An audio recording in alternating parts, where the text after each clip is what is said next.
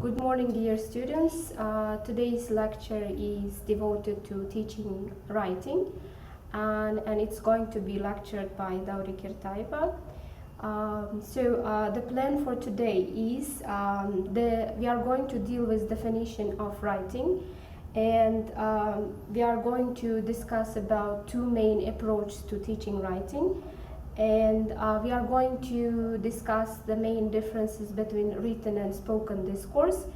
And finally, we are going to have some discussion about how to give feedback for writing and some questions for discussion. So let's start with the definition of writing. So writing is a expression of the thoughts using symbols like letters and spaces and some punctuation marks, which is given by EnglishClub.com. And another definition for the term writing can be storing and keeping the materials in written form to leave for others to share for other generations. So now let's talk about the differences between spoken and written discourse.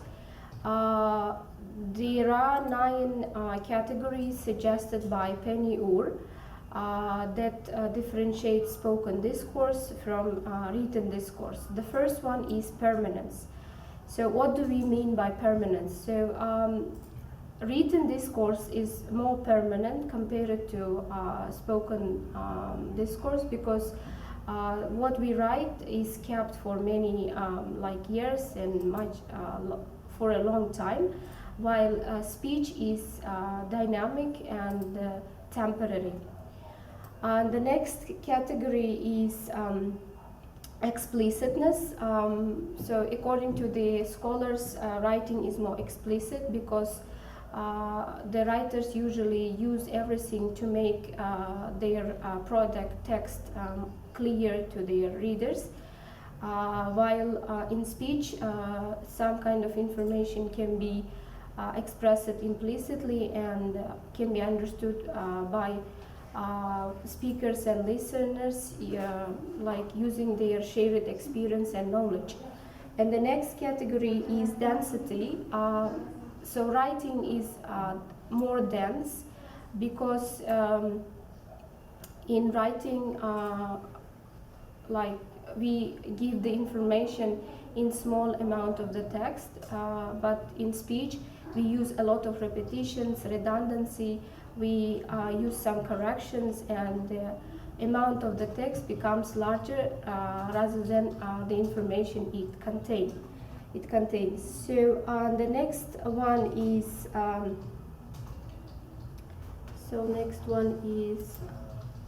detachment. So what do we mean by detachment? So this is mainly about the relationship between audience and the creator. For example, when we speak, we have one-to-one interaction with the listener. So they both belong to the same time and period, while in writing, the writer may not be aware of their readers and audience, and they don't have direct interaction.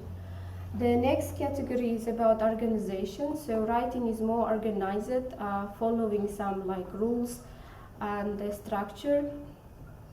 While spoken discourse is spontaneous and not very well organized, not always organized.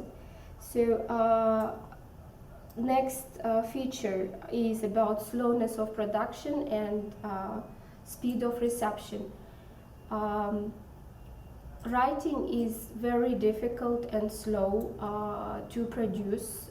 The writers need special time, effort, and before they produce something, while when we read this piece of product, it is easier to understand rather than understanding the speech by listening. And The next category is standard language. In writing, all of us know that we follow some standardization. That means we follow strict rules, grammar structures, and the vocabulary. While in speech, these rules may not be always followed and can be violated. And it is natural because in speech we use different regional dialects or varieties of English.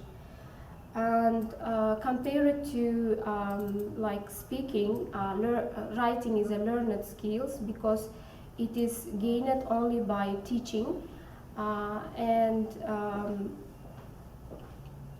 while speaking can be acquired from the early ages intuitively. And then the last one is sheer amount and importance. So it is very similar to the category density. The writing is more speech is more than the information it contains. So let's talk about the writing as a goal and as a means.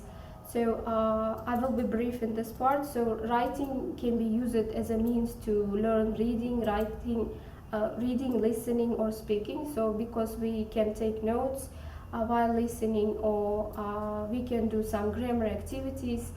And here writing is considered as a means. Writing as a goal, when the purpose is to teach a piece of writing. This can be essays, letters, or for example, some kind of paragraphs. And if we talk about approach to teaching writing, there are mainly two: text product-based approach or process task-based approach. In text-based approach, the main focus on the product. So students are taught to write by giving some kind of samples and language structures. While on the process-based writing, teachers focus on students' process to learn writing. Here they are encouraged to be more creative and especially use it for more advanced level of students. So as a teacher, you should be aware of some criteria to choose writing activities. You should be very selective. You cannot use any activity you want. And here, Penure again suggests some questions to check your selected writing activity. So you should ask before choosing an activity. Would my students find the activity motivating, stimulating, and interesting to do? Is it of an appropriate level for them? Would they find it too easy, difficult, childish, or sophisticated? Here you should think about the age issues and the level of difficulty. The task shouldn't be too difficult because they can get demotivated, and it shouldn't be too easy. It should give some opportunity for a challenge. And is the kind of writing relevant to their needs? The best motivation for the students, they should feel that they are going to use it in their practical life or in their future jobs. Would I need to do some preliminary teaching in preparation for this activity? You should be very selective again about the pre-writing activities because they should facilitate their learning.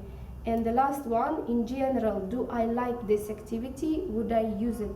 So the least, but not the last, but not the least. As a teacher, you should love the activity you choose. If you do not love yourself, so you cannot share the passion and enthusiasm with your students. So as a question for discussion, I'm going to ask some questions, and you can leave your comments and the posts on the Moodle platform. They are about strategies and problems related to giving feedback. The first question: what should feedback be mainly on? Language, content, organization. Second one: Should all mistakes be corrected?